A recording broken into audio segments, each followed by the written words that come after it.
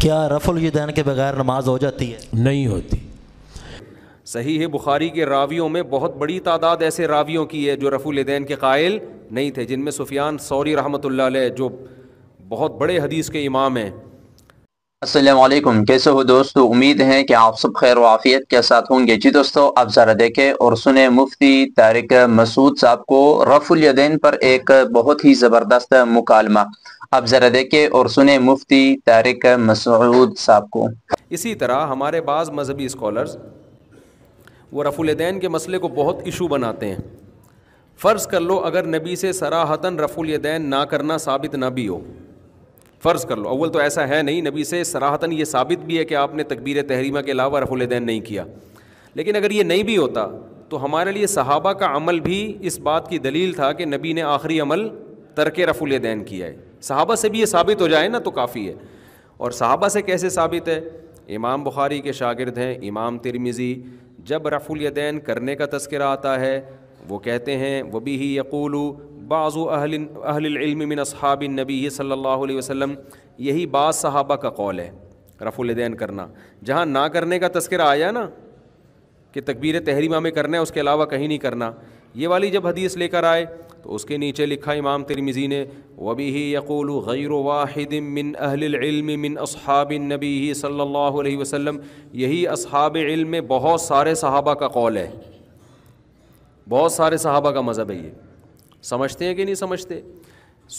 اور بخاری یہ جو صرف یہ جو ہے نا کہتے ہیں حنفی لوگ رفع الیدین نہیں کرتے، ایسا نہیں ہے۔ صحیح بخاری کے راویوں میں بہت بڑی تعداد ایسے راویوں کی ہے جو رفع الیدین کے قائل نہیں تھے، جن میں سفیان ثوری رحمۃ اللہ علیہ جو بہت بڑے حدیث کے امام ہیں۔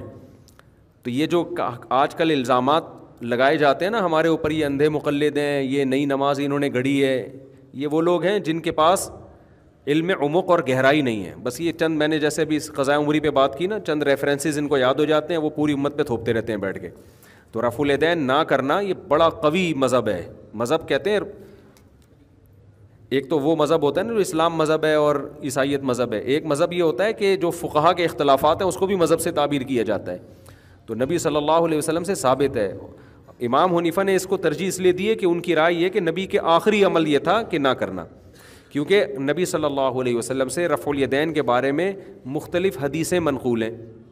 بعض حدیثوں میں آتا ہے نبی صلی اللہ علیہ وسلم نے رکوع میں جاتے ہوئے، رکوع سے اٹھتے ہوئے، 2 سجدوں کے درمیان، پھر تیسری رکعت میں اٹھتے ہوئے، ہر موقع پہ آپ نے رفع الیدین کیا ہے۔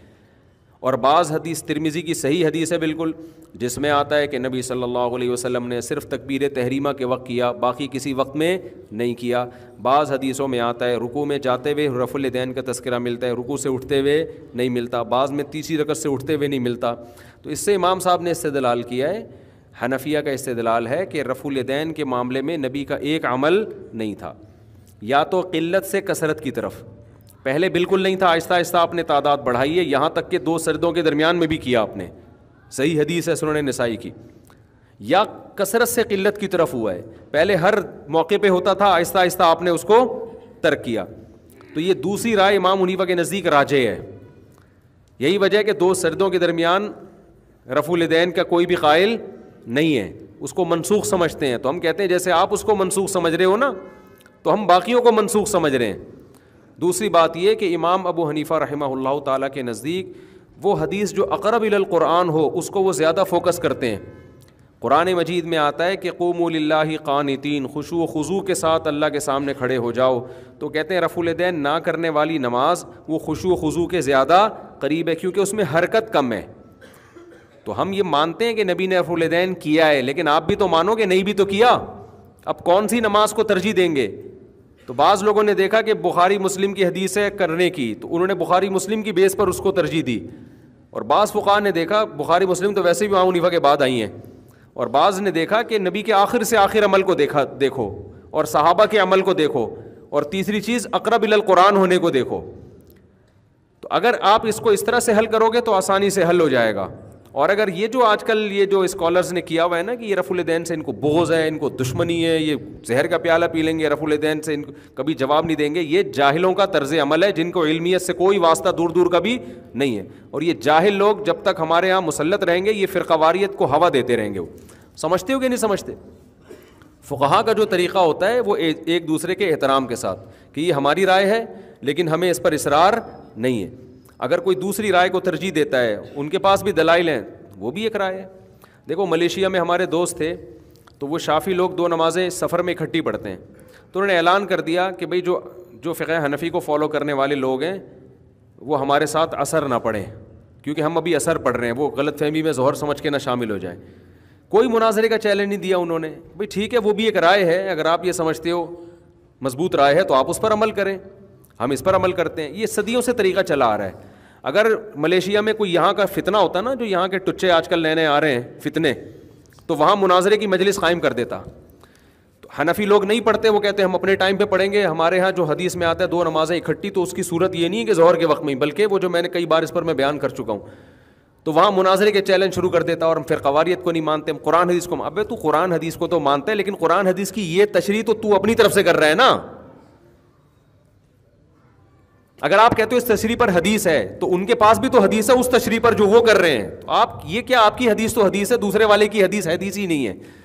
یہ جاہل لوگ ہیں جو یوٹیوب پہ مسلط ہو گئے ہمارے اوپر, اور پھر قواریت کو کیا کر رہے ہیں, آگ دے رہے ہیں. اور لیبل ہر آدمی نے بڑا اچھا لگایا ہوا ہے کہ میں پھر قواریت ختم کر رہا ہوں. ابھی ایک نیا فتویٰ آ گیا کہ ناخن پالش لگاؤ تو بھی وضو ہو جاتا ہے, مسا کر لو.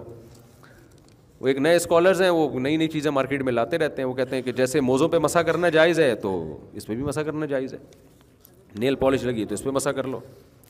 تو ہر آدمی ایک, اس لیے ہم بار بار کہتے ہیں جو فقہ مدون ہو چکا ہے نا صدیوں سے, اسی کو فالو کرو. یہ نئی نئی چیزیں قرآن و سنت کے نام پہ ہی تمہیں الو بنائیں گے. ظاہر ہے انہیں تورات انجیل تھوڑی پیش کرنی ہے تمہارے سامنے. جب بھی کوئی نیا فرقہ لے کر آؤ گے, لیبل آپ کو اچھا ہی لگانا پڑے گا. اور یہ سمجھ لو, منکرین حدیث نے حدیث کا انکار کیا, انہوں نے لیبل انکار حدیث کا نہیں لگایا, لیبل لگایا ہم قرآن کو مانتے ہیں. لیبل کتنا اچھا لگایا نا. تو اصل بات یہ کہ قرآن کو بھی نہیں مانتے. تو آج جو لیبل قرآن و سنت کا لگا کے فرقواریت, ہر آدمی کی بات نہیں کر رہا میں کہ کوئی بھی قرآن و سنت کا لیبل لگائے, کچھ صحیح بھی ہوتے ہیں, لیکن بہت سے لوگ فرقواریت پھیلا رہے ہیں. قرآن و سنت کی وہ تشریح جو ان کی کھوپڑی میں آ رہی ہے وہ مسلط کر رہے ہیں, اور اس تشریح پہ لیبل کس کا لگاتے ہیں, قرآن و سنت کا. اور پھر فرقواریت پھیلاتے ہیں, وہ کم نہیں کرتے. تو لیبل پہ مت جاؤ. قرآن حدیث میں ہر آدمی کی اپنی تحقیق ہوتی ہے, لیکن ہم پابند ہوتے ہیں کہ جو 1400 سال سے ریسرچ چلی آ رہی ہے, آپ نے کوئی نئی ریسرچ مارکیٹ میں نہیں لانی ہے, آپ اس کے پابند ہیں, اسی پہ فتویٰ دیں آپ. اگر آپ نے اس سے ہٹنا ہے تو پھر علماء کا پورا پینل بیٹھے گا, غور و فکر ہوگا, اس کے بعد اس کے خلاف فتویٰ دیا جائے گا. جیسے کہ ایسا بھی ہوا ہے, اگر ہم اندھے مقلد ہوتے تو بہت سے مسائل میں ہم فقہ حنفی کو چھوڑتے نہیں.